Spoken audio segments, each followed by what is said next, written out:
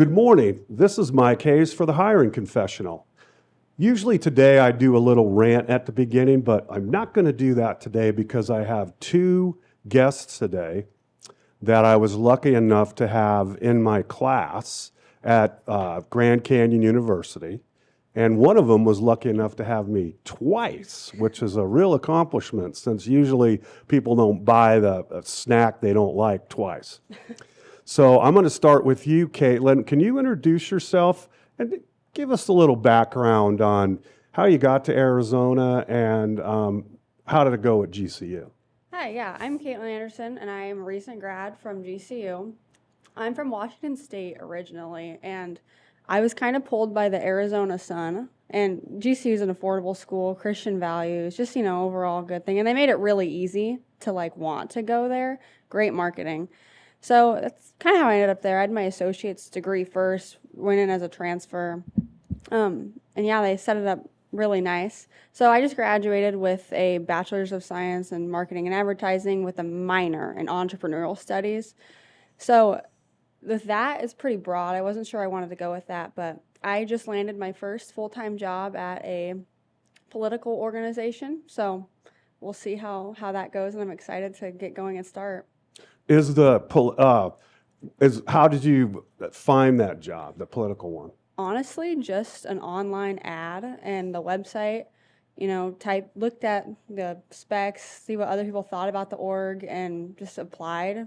Really tailored my resume to, I think, what skills I had that would benefit each other, like me and the employer, and just shot my shot, and then they got back to me, and the rest is history. But I did start as an intern, so I did an 8-week internship and then got my contract extended.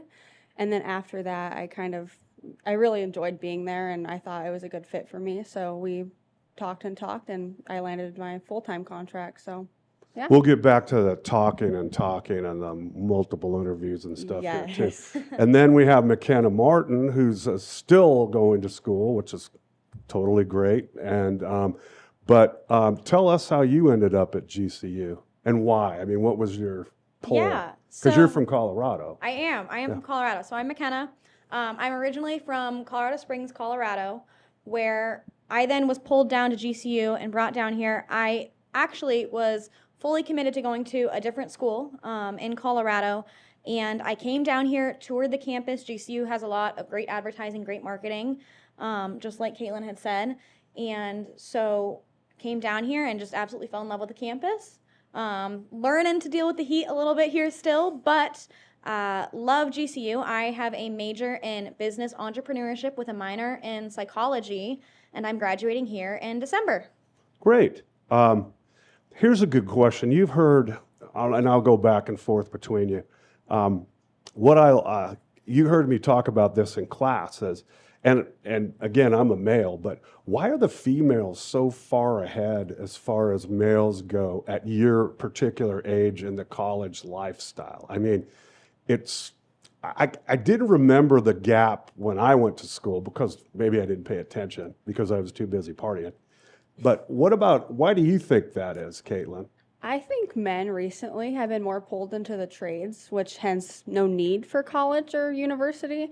And I also think women are just more type A, more organized and ambitious. And so that is a route that they're just more drawn to. And GCU specifically has the Christian values, mindset, and all that. And I think there's higher statistics of women being more pulled to faith in that way. So I think that plays a part for sure.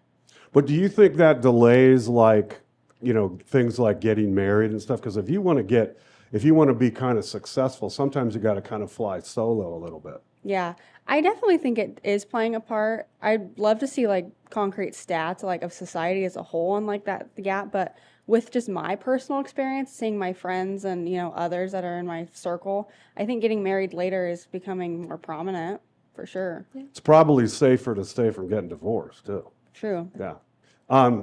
What do you think, McKenna? Yeah, I mean, I would say with the whole marriage conversation overall, I think a lot of women have become so much more career focused that they become less relationship focused. At GCU, we still see quite a bit of students just with the whole Christian college stereotype and everything of the whole ring by spring. But Ring by spring? Ring by Oh, spring. that's a great one. Yeah. However, I think it definitely varies on career paths and everything as well. because you see a lot of very ambitious, let's say business women, for example, who might not be getting married quite as early on because they're so focused on advancing in their career. Do you think, because, let's face it, since probably before the pandemic, the overall male thing with the Me Too and all that, they've really pushed, I think, a lot of men down to the point to where a lot of this changed, where people were like, hey, I don't want to do anything that's going to offend somebody. Like, the difference between like when I was younger, hugging and shaking hands and all that stuff. Now you pause. Like you feel uncomfortable. Have you noticed that, Kaitlyn? Kind of. You definitely have to like read the room on that, and I think you have to know a person a lot more if you're just going for a big old bear hug. But I definitely would say I have taken a step back. I don't really just want to hug a random person, but I also don't think things are always that deep. It just depends on, I guess, the situation. Would you agree? I mean, I think that it definitely varies. If I'm in a professional setting, I'm definitely not going to just go straight in for a big bear hug. I'm going to go more for the nice, firm handshake with direct eye contact and politeness and manners and everything. But it also depends on how you were raised, because a lot of people have not been raised necessarily with that same ability to walk into a professional setting and know how to behave. So we've veered away from guiding your children and your families and everything into how to act respectfully and everything in society compared to what it used to be. That is true. You see all the kids, screaming in the grocery store, and 100%. And I mean, buried in their phone. Right. Yeah. And I mean, I grew up going to cotillion and learning how to behave and have proper manners and how to have a proper handshake and a good conversation and everything. And I don't know a single other person that's not from the small area, from the community that I lived in, that went to cotillion. Wow. And do you, there's not a lot of manners instruction. And people will laugh that know me because manners isn't my big deal. But I do know, and people criticize every time we talk about this, being on time, showing up, being able to have a discussion with somebody and not stand around looking on your phone. Right. I mean, that's one of the biggest problems communication-wise, I think. Yeah. And I think it's only going to get worse because now we got AI that does everything for us, or we think can do everything for us. Yeah. I view you as my teacher just because I had you for 2 semesters, but in your experience teaching and like working with my generation specifically, do you feel like the social skills and like the ability to talk of kids has really declined? I remember you used to like have to like really pull that kid's teeth out to even get them to like want to look up and ask you a question or even answer a question. Is that normal? Well, it's normal because we're not teaching that, from about 7th and 8th grade, probably even earlier. Yeah. That getting somebody to do a presentation, book reports, things where you got to stand up in front of the class. I mean, I had a speech class when I was a senior in high school that was really transformative and it was all about speaking. That's all you did. There were speeches every day, topics every day. Hey, tell me about this pencil, and you had to do it. So you get used to doing things like that. Now, you don't have to be an expert, but you should be able to have a normal discussion with somebody. Like if my dad had people over to the house, you were expected to come out, meet, shake hands, small talk, and then you got the hook sign to get the heck out of there. But you don't do that now. Now you go over to somebody's house and everybody's sitting on the couch, with the phone. Go to a restaurant, Right. look around. Nobody's talking. They're just looking at their phone. So I think, we're not doing it enough. The classes are too big. We're talking about concepts, which I'm going to get into later with AI, that are getting blown out of the water. So the only thing you have that differentiates you from somebody else is your ability to hold a conversation. Right. And those people will generally be your either leaders or your highest paid people. What do you think about that? I think something really interesting is my mom taught me to have a conversation. Everybody loves to talk about themselves. So just keep asking them questions about themselves. And that's one of the biggest, I think, ways that you can learn how to have a conversation with somebody. It's like, oh, okay, what do you do for work? Really, how has that challenged you? What have you learned from that? How is your family? Just basic questions that are not necessarily super challenging, but people have lost the aspect of small talk. And we almost need to bring that back to, again, learn how to have those real conversations.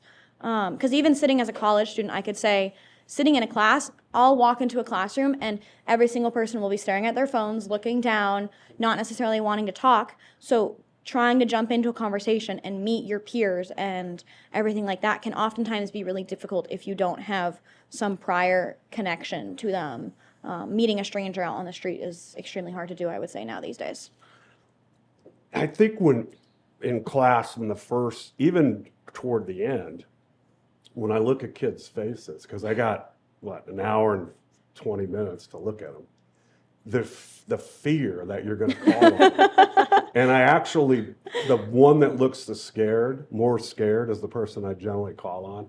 But I also try to figure out, okay, I got to get this person to do it, but it's almost like hey, you just got to jump. You Right. can't spend all your time worried about, a simple answer. What's good is people, if you can get them feeling comfortable, and at the end of the semester, they'll come up and say, hey, I can actually I've had people call me and go, or see me on campus and go, hey, I can actually have a discussion. And Right. I'm presenting in class now. Yeah. And I'm like, you're going to be so happy you do that, because people are not doing that in the workplace. And there's still very valuable salespeople. It's all about communication. You're not going Yeah. to sell people sending them texts. Yeah. So you've got to be able to describe whatever you're selling, and you got to be able to deliver on those promises. And you're going to have a lot of rejection. Yeah. I have a question for you too, Okay. like a resume question. So Okay. I used to think putting communication as a skill on your resume was kind of like an easy gimme, or like it's like, oh yeah, like a filler. Do you think there's value in that? Yes, I think especially if you have like internships and stuff like that, or businesses, or in your background that you did presentations, Yeah. there's ways to put that in there Right. as a clue. But that's something that, going back to the communication thing that you said and that question, most people that I meet that have a trouble getting a job is they have Zippo on their resume. Interesting. They have their school, their high school, or whatever it is, and that's it. Well, guess what? The other person has 2 jobs, they volunteer at a church. I've had people go, well, should I put down that I worked at McDonald's? I go, yeah. I go, that's an actual job, and it's customer service Right. and things like that. So why are we not doing that is what the question is. So up a little sorry. more. Yeah, because sometimes they can't hear us. They Yeah. can hear me because I'm loud.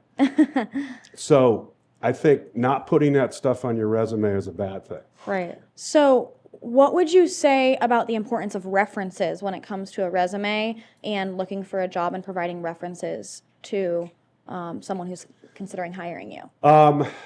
Okay, here's my raw take on that. Are you going to give me somebody that doesn't like you? Probably not, no. And then that's kind of what I think about references. If you gave me somebody that goes, oh my God, I wouldn't hire her again if I gave me $1 million, you wouldn't give me that person. Right. So I think references they're okay, but I would not make a hiring decision based on Okay, that. so you're Plus- not looking as yeah. heavily at references. Plus, people, they're worried about getting sued. If you work at a big company and you call the HR, you could have been the outstanding star there for 20 years. Yeah, They won't say anything but, hey, are you rehireable? Yes or no. That's it. interesting. And because they're afraid of getting sued. So you get no feedback because of all these discrimination laws and stuff. Now, some of them are needed, but you can't improve if I can't tell you what you did wrong. Yeah. Right. Hey, you showed up and you're kind of a slob, or you were late. Yeah. You're not very good at communicating, things like that. So you're not going to get those tips. So you're stuck on your own figuring that out. Yeah. Does that make sense? Yeah. Yeah, definitely. What about an internal reference? Like, for example, I'm applying at this company. I know this person who already works there. and Different. isn't different. Okay. My friend Tim Dwyer Yeah. that spoke in your class, we had a gal that worked at American Express for like 35 years. And he put something on Facebook. She reached out and got him an interview and got him in. Again, and then he told you the story about the kid. Yes. He did the same thing for him. His resume went to the top of the pile. Exactly. Because the hiring people are like, well, Tim's a great guy and he knows people, so Yeah. I'm going to take his advice. Right. That goes back to the networking thing. It's about who you know, not always what you know. Yeah. And that's the part about the communicating. Can I communicate with people on a regular basis? They said today, like lots of people look at their phone and go, well, that person's never called me in a while or whatever. Right. But they said for yourself, there's, I don't know if this is true, but I read it. 60 to 75% of the people you don't decide to contact, you just move out of their sphere of influence. Right. So I always tell people is you be the aggressor. Okay. You know, sometimes I just go through my address book and I'll go, oh, I haven't talked to this person for a while. Let me send them a text or whatever it is. Yeah. So it just gets you in this mindset every day of that I need to contact people and I need to stay relevant. Kind of keeping up with that network that you're trying to build without necessarily losing those Yes. resources. Yeah. And when you work at a place, you need to develop a network outside the company. Yeah. Vendors, people that do business with them, somebody that's a supplier, whatever it is, the more, because what happens is I have friends that have been in the telecommunication business that they lose a job and they get 4 calls. And because people have been watching them and they know them, and so they're like, oh, Yeah. call that guy and let's make Pick them offer. up. Yeah. Yeah, so they're not looking for work. Yeah. They're constantly in the eye because they prepared themselves the right way. If you're just sitting in the back of the office doing work or at your remote hangout where nobody can see you, you're expendable. Right. Yeah. I mean, you've heard me talk about that before. I think Yeah. remote work is, under certain circumstances, is not great. I mean, a hybrid I could live with, but all the time remote, I think it's bad for you as the employee. Yeah, I mean, remote has become so sought after, I think, with job aspects and what you're looking for and everything. And I think it's interesting to hear you say that because it places a lot more value on someone who goes into a company or goes into an office and works and communicates and interacts with their Yes. coworkers and their employers and everyone outside. Because just like you're saying, without that aspect of networking and communication, you're going to be missing out on a lot of opportunities that you could be opening up for yourself. In my experience, I had a job and we had a few remote Closer. we had a few remote people who were great. They did their job very well, but they're on East Coast time. And so it's like, well, you know, we're getting to the office at 9 and, you know, it's already noon there and they have all these things. And then, you know, at 3:00, we're looking for, hey, you know, some direction. And they're already clocked out for the day, or even just like makes collaboration and communication so much more difficult. You know, you got to email or text or like, hey, let's jump on a phone call. I can't just go knock on your office door and be like, hey, can you take a look at this or whatever. It just kind of delays the efficiency of things. So Yeah. there's definitely pros and cons, but that is one thing I could never super love about remote is like, it is just so hard. I just want to talk to somebody. Just Right. want to be right in front of you and Yeah. like, here, look at this. What do you think? Or, you know, Yeah, all I the worked. things. I worked with a lady who was completely remote from me in Colorado, and absolutely loved her. She was a great person. I think we would have connected great and become great friends if I actually got to see her more than just a phone call every week. I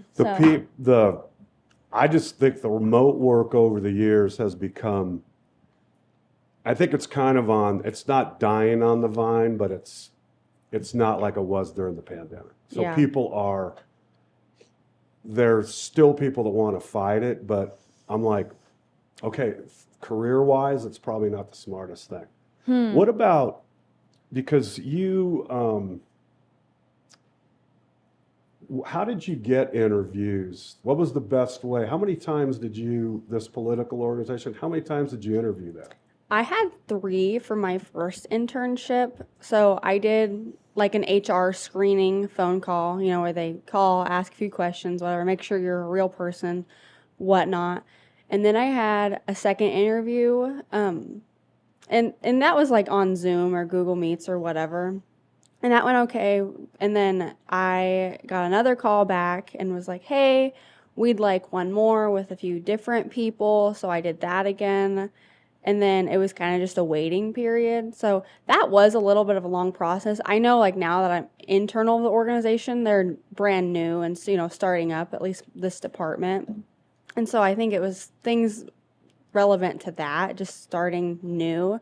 But it's still like as a prospective employee, I was like, wow, this is a lot. I don't know if it takes 3 times to exactly, know me, or does this help at all? Right. I was curious to know that, but Did you end up having to follow up with them quite a few times, or never? no, that was the good thing is they were very communicative, which I appreciated because I don't know, it kept me in the loop and it made me feel better that this was like legit and going to happen. So it definitely helped with making my choices Don't too. forget the mics, ladies. Yeah. Yeah. You know, it's like me. It's like I don't pay attention to any rules. So now her saying that is a corporate typical deal. Yeah. Sometimes it's 5. The thing I used to hear at GCU, some kids are going through 5 interviews. And Yeah. I'm like, the only reason why you're doing 5 interviews is because nobody wants to get blamed. I want to spread the blame out. So if the guy stinks or the girl stinks, I got covered. Nobody wants to pull the trigger. Right. So, and then there's a lot of people that get pulled in, they ask the same damn questions over and over. It doesn't help anybody out. So either, I say hire fast, fire fast. If you're in the trades, small businesses, that's what they do. Yeah. They're not worrying about if the guy's going to interview like Walter Cronkite. Yeah. They don't care.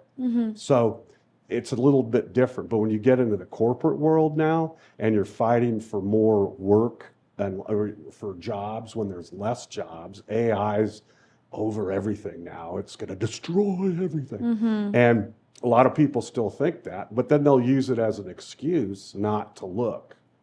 And the other thing, I think you guys know, you hear me talk about it, if you're just putting in resumes on job boards, it ain't going to work. Right. You're going to get probably 15, maybe 20% of your job search. Now, I'm not saying don't do it.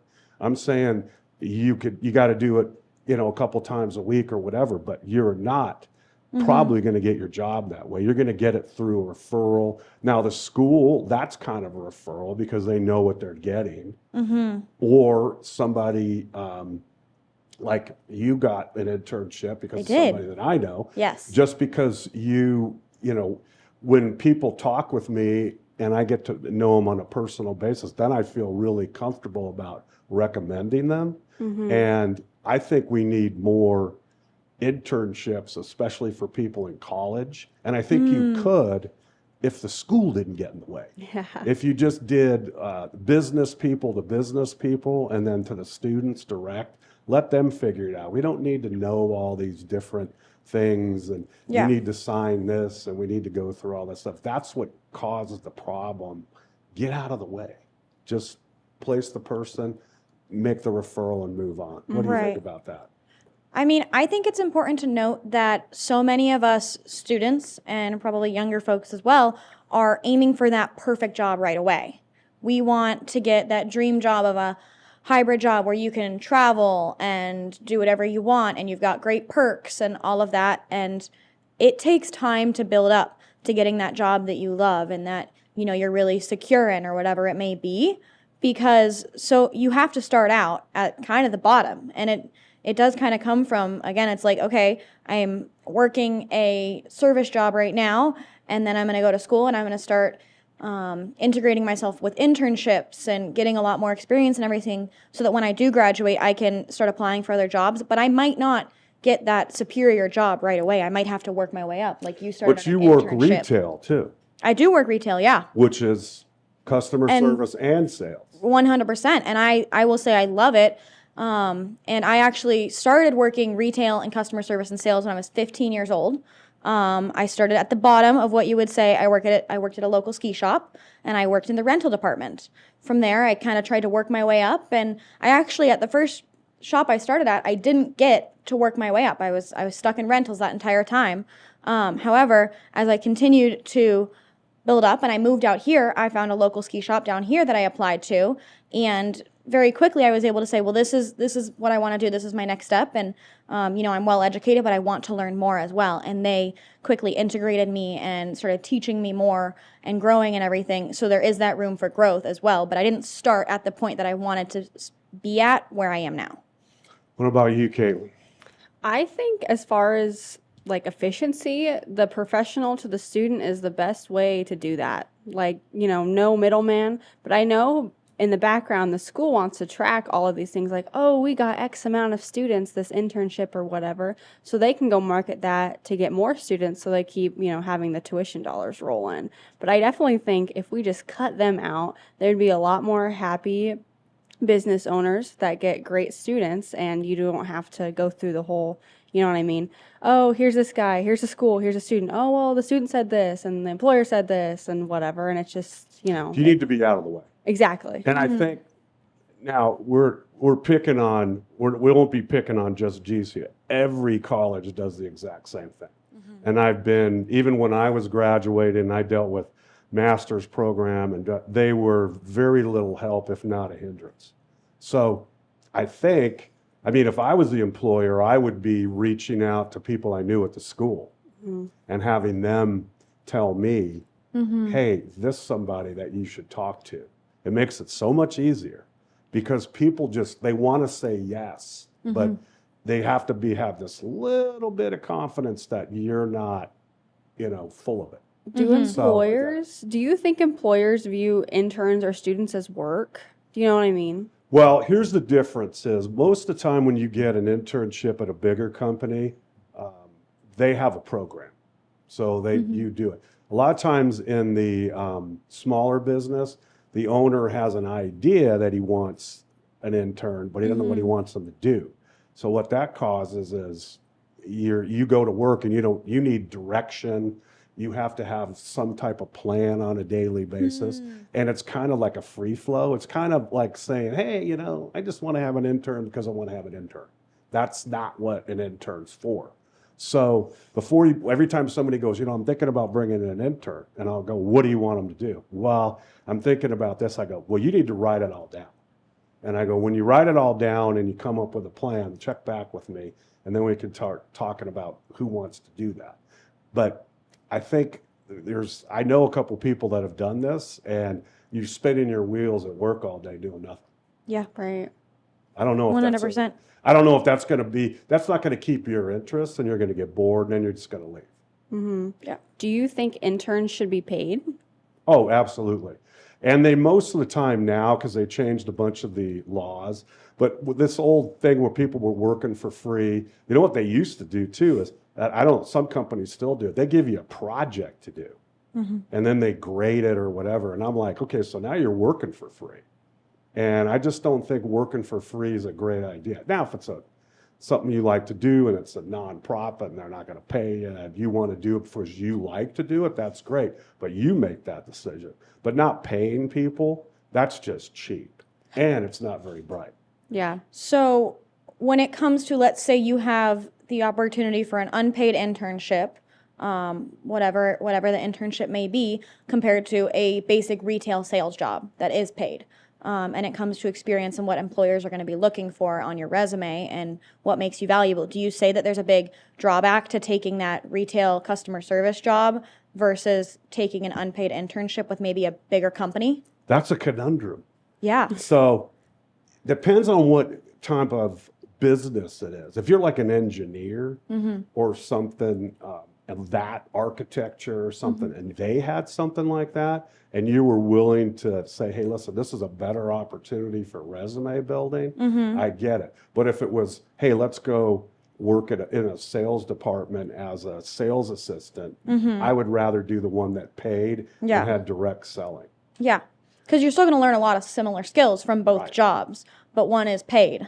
But a lot of times when you're in those high demand jobs where smart people, unlike me, engineering's one of them, sometimes that might be a better pick, but I don't think many of them are doing that because they know there's other places they're paying. Yeah. So if you don't pay, you're not going to get the best people. Plus, you want Yeah. the person to be able to make, they can't go to school and drive to work and work for free. Yeah. I mean, it's just by the way, it sounds dumb when you do it. Yeah. And then, but it's even dumber that you think people are going to do it.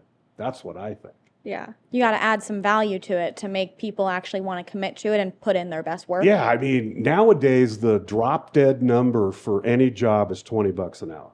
I mean, you can't get somebody to pick up gum wrappers for less than 20. They won't stay. No. They'll get another job. And people will go, well, you know, that $20. $20 is in Arizona is 40 grand a year. It's not enough to buy a one bedroom or rent a one bedroom apartment. I know that. But these jobs are not meant to be a career. Mm-hmm. You're not going to be the gum wrapper guy, you know, the general manager of the gum wrapper company that doesn't exist. Yeah. So you'd use that as a stepping stone. Yeah. And the problem is the stepping stone is blocked because we have a lot of older people that have issues with income.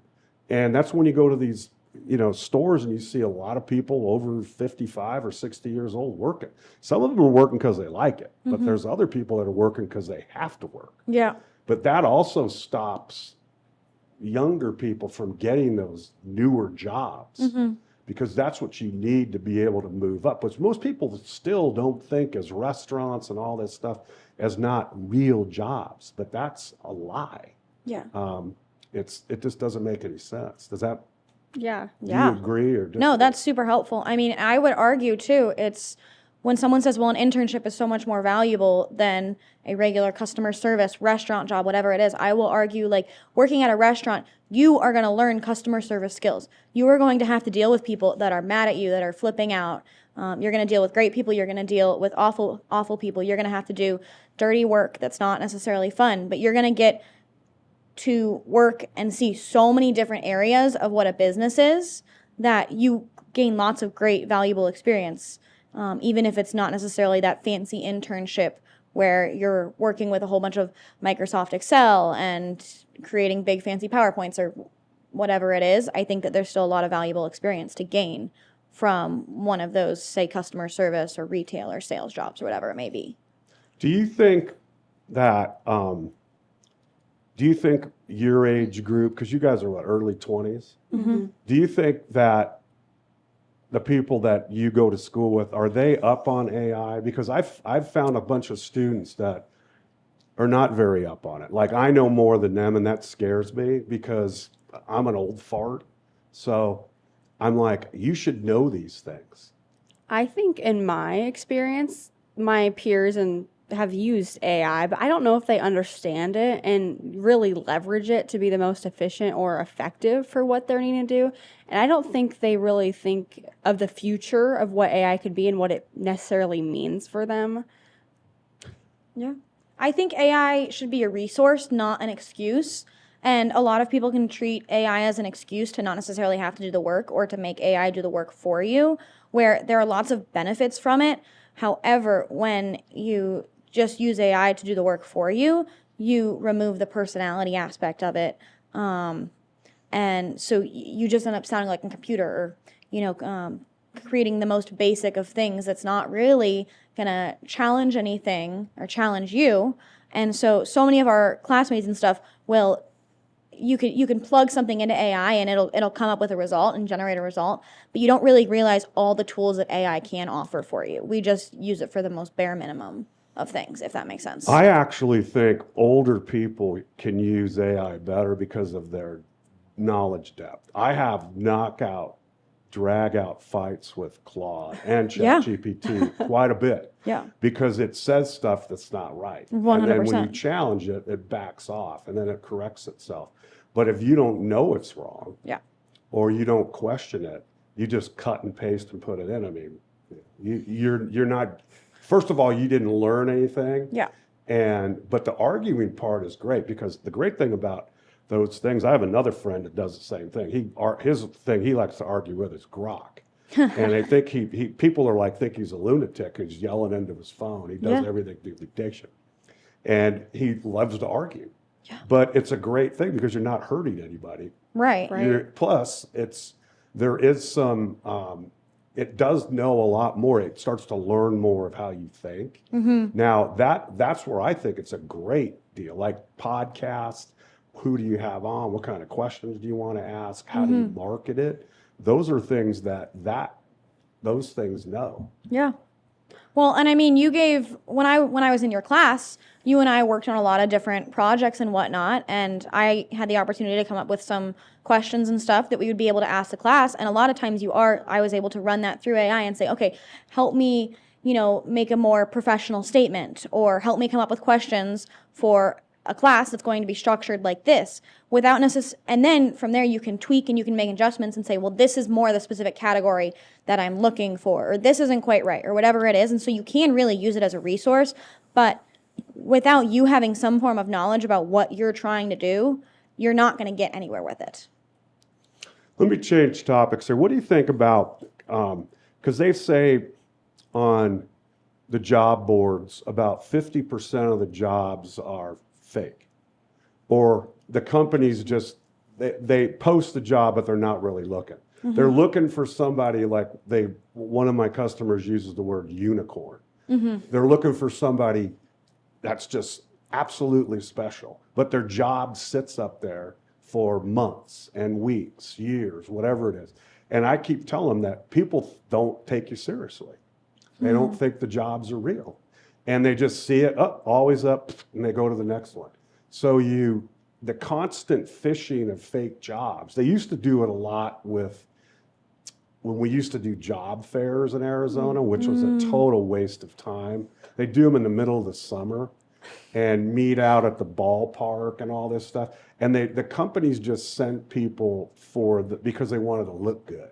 They weren't really looking for people. They were just down there pulling everybody's chain. And I just think that's a horrific waste of time. And it doesn't do your hiring any well. You want to work for somebody that other people want to work for, the competition.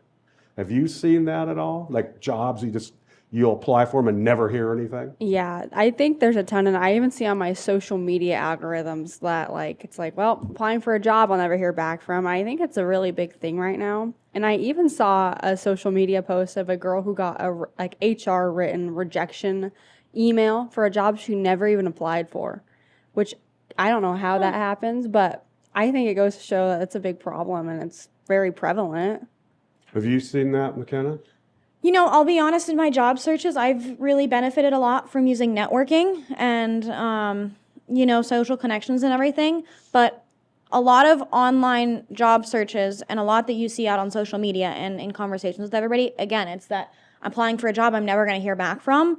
And so if I'm going to apply for a job, oftentimes you will find me walking into a company trying to get a hold of that person, then with more than just a online job application. It's connecting with them through LinkedIn, or emailing them personally or something along those lines, using a personal connection, because online job searches and job applications oftentimes feel like a waste of time if you're not finding some other way to stand out amongst all the other applicants. One of the problems I have with teaching is I think I feel guilty. Like I still have people from classes that never connected with me on LinkedIn. I'd even have Tim Dwyer come in. Yeah. You connected with me, but you didn't connect with Mike. You don't even know. Right. You don't even know what he does. Right. But I still have people that show up that I knew I had in class, and they never did it. And so trying to emphasize to people to have that platform it's just exhausting. I mean, why is that? I mean, people that don't care aren't going to listen and aren't going to do anything. And I think that's the simplest explanation, is that someone who cares and is ready to start caring will take that initiative and, move forward and do that. But if someone's not ready to take that seriously yet, someone doesn't understand the value of it yet, maybe it's from a lack of real life experience in the job world. Maybe it's from a lack of being educated from a younger age. We can't necessarily say, but if someone cares, they're going to take the time to do that, whether it's 5 seconds or 10 minutes. But if someone doesn't care, they're not going to do it. I wouldn't let anybody come into the business college unless they could show me a LinkedIn that was built out to at least about a 65%. Yeah. I just think you're wasting. I just think you can put all the stuff you do in school, like when we used to post the projects. I mean, old people like me love that stuff because we want to help. You know, there's all these people that want to help you, and you can't reach them because you're not doing the little Right. bit of it. Yeah. I never understood the power of like LinkedIn and stuff like that until I was on a hiring panel. I was just there as an employee. Like they were hiring for who would be my boss. They wanted an employee's perspective, which I thought was really unique and I enjoyed it. really But cool. off topic. But anyways, before this guy was coming in, we were looking at his resume and my boss was like, oh, let's look him up, looked at the LinkedIn, the Instagram, all that. And it really kind of sets the tone for what you're expecting when this guy comes in. Yeah. And that's when it like hit me. I was like, wow, like this does matter. And people look at this and it can completely change like the connotation of how this interview is going to go. Yeah. But It might not get you a job, but I think it'll keep you from getting one. Because if somebody else has a really good, and it looks like, wow, this is somebody that's done something and they're young. Right. I want people like that. Because I want people that, like, I tell people hire, especially younger people, they want problem solvers. What are you going to do to make my day better? Are you going to take care of problems, or are you going to be the problem? So I think if you make yourself look like the problem solver, people are like, oh, I like that. So I don't know. What do you think about that? I mean, I think you leave a technology footprint wherever you go, whether it's through social media like Instagram, TikTok, Facebook, LinkedIn, all of that. And a lot of that comes down to how you're going to present yourself. So if you're presenting yourself well, let's say through LinkedIn, that's going to make a job employer able to find you and quickly identify, hey, this is you. This is what they've done. They've worked really hard. You can obviously see that they've got lots of good experience in different places and different volunteer opportunities or whatever it is. And that's showing that you're a hard worker and you're committed to demonstrating that versus someone who doesn't necessarily put that out on online and stuff, and maybe they've done all this stuff, but it's going to be a lot harder to identify what they're doing. And you can also identify downsides of that as well. If you're putting out inappropriate stuff on your social media, an employer is going to be able to find that. So if you're going to leave a footprint of technology, why not leave a footprint of technology that's going to look good for you and benefit you? yeah, I think that it definitely is a good portrait of who you are, just a little snapshot. And I think you're right about an employer wants someone who's proactive and a problem solver. They don't want to pay you all this money to deal with your issues and kind of watch you like pluck away at a computer and, not be super Complain efficient. about the free lunch. Exactly. Yeah. So I think it definitely can show that you have what it takes and you're going to benefit their company versus harm it. Yeah. And I come from a background of small businesses. Both my parents have their own small businesses. And why, from an owner standpoint, I can't imagine why you would want someone who's not very proactive and a problem solver, especially when you're so busy. You're the owner of a company or a CEO or whatever it is, higher up manager. Yeah. You want someone that's going to help put out fires for you so you're not spending your whole day dealing with this little issue and this little issue and this little issue. Right. They don't want to micromanage you. Exactly. Yeah. Yeah. That's would be my answer. Here's an interesting topic that I brought up. You probably heard me say in class, I think, and this will be good questions because you guys are going through school now. I think school's 5 years behind what's going on right now. So, meaning that this pricing, even though I know GCU is very affordable versus everybody else, but when you look at the size of the schools in this town, now I kind of cut GCU at a different piece of the pie because they have the Christian angle, which that's a good selling point because there's a lot of people that come from the smaller schools and they want that. But the rest of the town, you've got footprints of all these buildings and air conditioning and maintenance and students and buses. How are they going to be able to afford that? You're not going to be able to charge these fees because sooner or later, and it's already happening, they're going to have a Chat GPT university. And, they're going to charge you like $4,000 a year. Yeah. How are you going to keep your place open? How are you going to make the money to be able to pay that nut? I don't get it. What do you think? You have to pivot and adapt on where the world is going.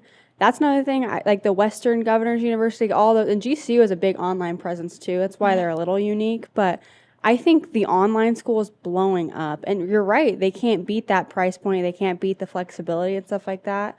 Whether it's as good of a degree, like I think I've taken a few online classes and then I had in-person classes. I 1000% learned way more by talking to people. Like your class was so helpful for me. It really helped me get out of my shell and learn how to just talk to people, like we said before. That is something that the AI and all that can't give you, like an AI school.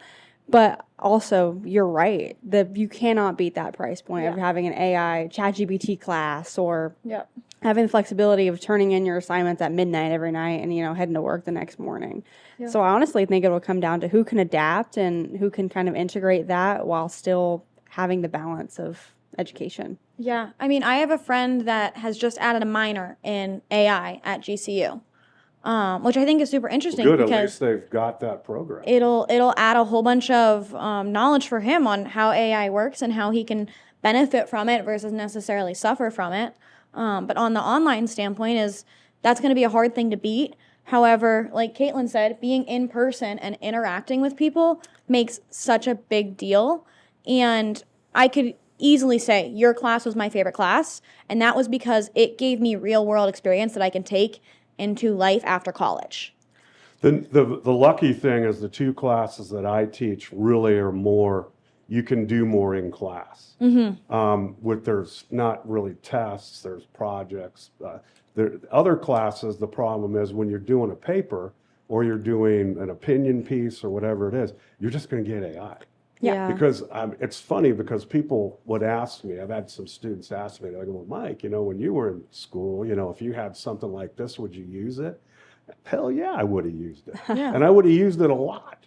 And that's just the way human nature is. Lying to people isn't going to do it. I mean, I would have loved to have the thing. We used to have to go to the library to look up a company. Yeah. Nowadays, you can just speak into your phone. But I think as far as the schools go, you're going to have to justify your cost. Yeah. And if it's not going to be as important, that's going to be a problem. Now, what do you think 5 years from now? Will the college degree be valued more or valued less? I think based on history, it's been trending down just because it is more accessible to people. It's, more people just have a bachelor's degree or whatever. So it makes the pool a lot bigger to choose from. And I wouldn't be surprised to see that trend continue, especially with AI being so prevalent right now. But honestly, I just want to watch and kind of see what happens and go from there. I wouldn't be surprised if that trend continues, just with how easy it is to necessarily learn something. I mean, you can look a video up on YouTube and you're going to be able to learn how to solve an economics problem pretty quickly rather than having to go necessarily into a class that's going to last you a full semester and cost you a couple $1,000s or whatever it is, because people are putting all these resources out for free. But at the same point in time, we are losing the aspect of what is free because nothing is really free. So all these teachers who are maybe putting out videos on YouTube or creating apps to help people, like they're going to start costing us money and subscriptions. So no matter what, you're going to have to pay for this education in some way. It's just going to vary on the price point and the availability to you. I just think when you have the amount of brick and mortar and this stuff becomes super expensive to duplicate. And that's not going to be, you're not going to be able to collect a $50,000 deal. I just don't think, I think it's going to go the way of the dodo bird. From a recruiting perspective, do you think that a fully online degree has as much weight as someone who showed up at 7 a.m. every day and, sat through the 2-hour class? You don't? No. Why is that? I just think the in-person is better to get the class together, kind of the things that I used to try to work on, get people to know each other in the class. Because some people sit in the class in classes and don't even know the person that's next to them. Yeah. In our class, everybody knew everybody. They might not like everybody, but everybody knew everybody. Yeah. Right. And so you're not getting that online. And oh, by the way, what can I do when I'm online? I could do a split screen. The guy's asking questions. I'm typing it into Claude. I'm answering. So basically, you're just doing monkey see, monkey do. Yeah. Now, you can argue with me on that, but think about it. It's pretty simple to think. Right. When you provide the easy way, lots of people are going to take it. Yeah. And they just want the paper. Yeah. Yeah. But I don't know if the paper's going to be worth it. I would agree with that. I have felt like, with especially graduating and being on my job hunt, I kind of felt punished that I was in class and had to wait. You know what I mean? Like, I had a commitment to be in class and I was paying for this. I wanted to go. Right. But I had some of my other peers who were doing online school, and, you know, they were working full time and doing that on the side. And it's like, why do I feel punished for Right. showing up and going to class when I could have just done this online thing too, and, you know, be right there with you and being, you know, starting my Right. career early and progressing further.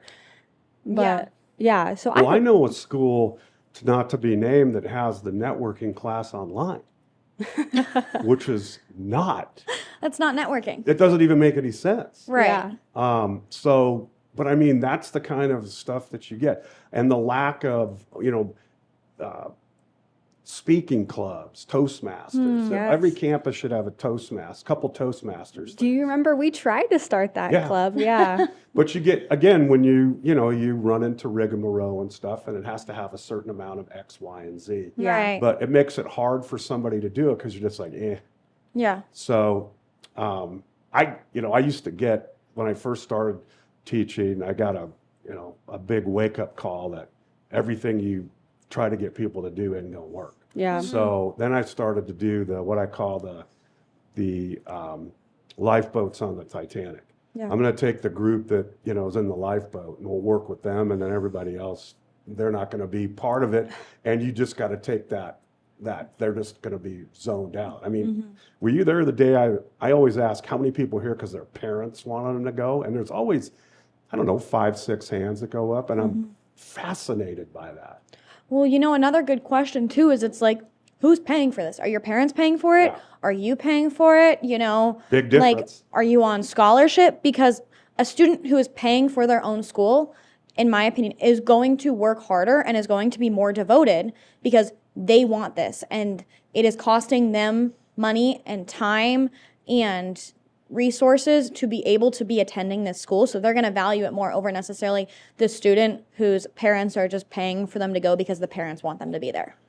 Well, that's one of my secrets with dealing with students, because lots of times they want help or advice or something to decide who to work with. And I didn't do it with any of you guys because I didn't need to do it because of the way you are. But I ask people, I go, so who's paying for your education first? Now, if they tell me it's their parents and there's somebody that's a sub-performer, I'm not going to spend a ton of time with them because they really don't care. If somebody goes, well, I'm struggling because I can't, the speaking scares me. What can I do? Practice, blah, blah, blah.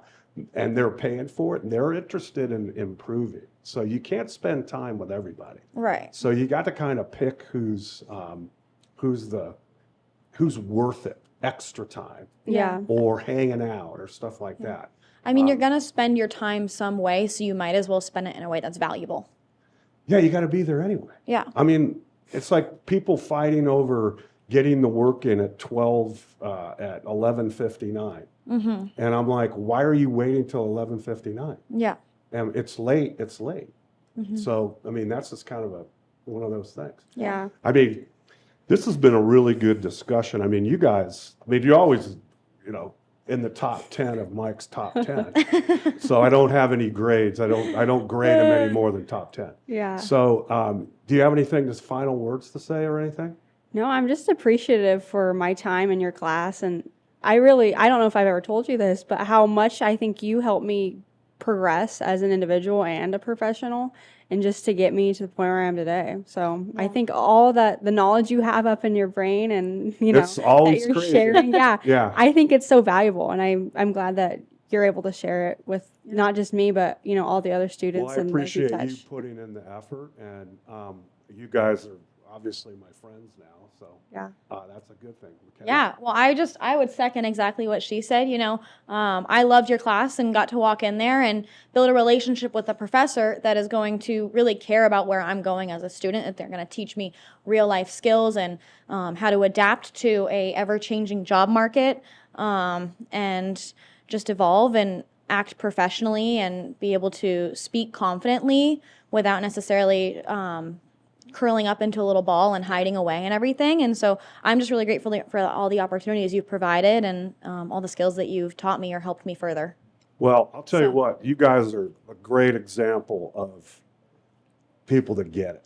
So don't lose that. And oh, by the way, I always tell people, once you learn it, you have to teach it to somebody else. Okay. So that way you pass down the knowledge. Yeah.